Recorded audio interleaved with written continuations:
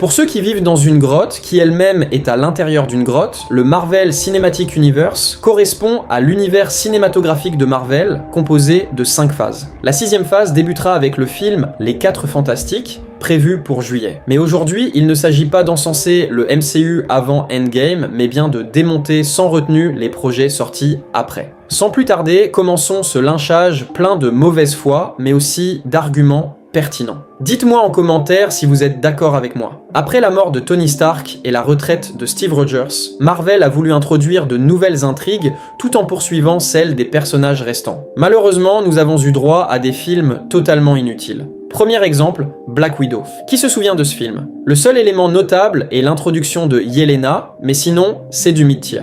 Rien de fou, surtout sachant que Natasha meurt dans Endgame. Ce film aurait dû sortir bien plus tôt, juste après Civil War par exemple. J'ai l'impression qu'il a été fait juste pour cocher la case film Black Widow. Ensuite, on arrive sur une période plutôt correcte avec Shang-Chi, excellent, Les Éternels, incroyablement sous-coté, et Spider-Man, No Way Home pour conclure 2021. Shang-Chi est un très bon film. Le film est rafraîchissant et super cool, mais où est sa suite? On nous tease une intrigue avec Wong et 4 ans plus tard, toujours aucune nouvelle. Passons maintenant aux Éternels. Je vais déferler ma haine, non pas envers le film, mais envers toi, oui toi, qui ne l'as pas aimé. Pourquoi? Marvel a enfin tenté quelque chose de différent, avec des personnages attachants, un casting de rêve et une réalisatrice oscarisée. Les combats sont intenses, l'histoire prenante et on tente d'expliquer leur non-implication durant Endgame. Ce film mérite une vidéo à lui seul. Marvel a conclu 2021 avec un immense boom. Spider-Man No Way Home. Ce film m'a laissé dubitatif. Au-delà des caméos de Charlie Cox, Andrew Garfield et Tobey Maguire, il manque de consistance. Certes, il marque une évolution pour Peter Parker et amorce un renouveau pour Spider-Man, débarrassé des gadgets de Tony Stark.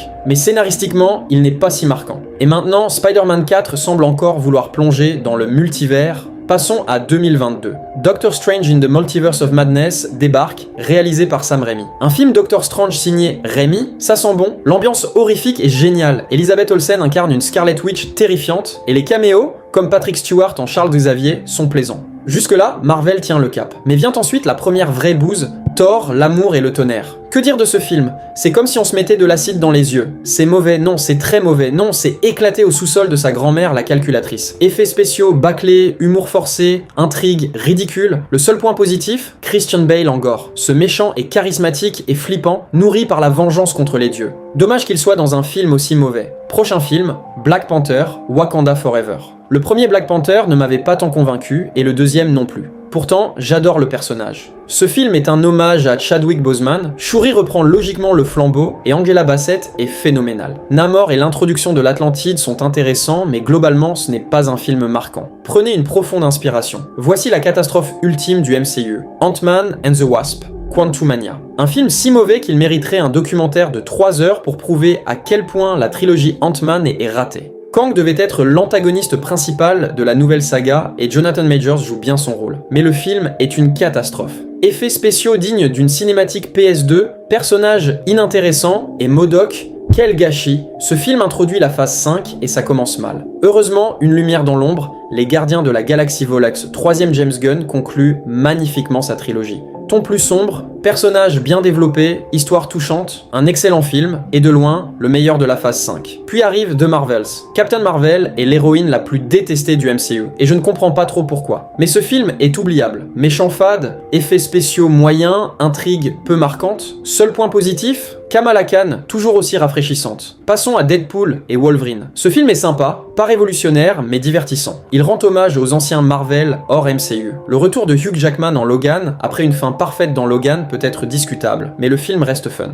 Effets spéciaux enfin réussis, mais la méchante est oubliable.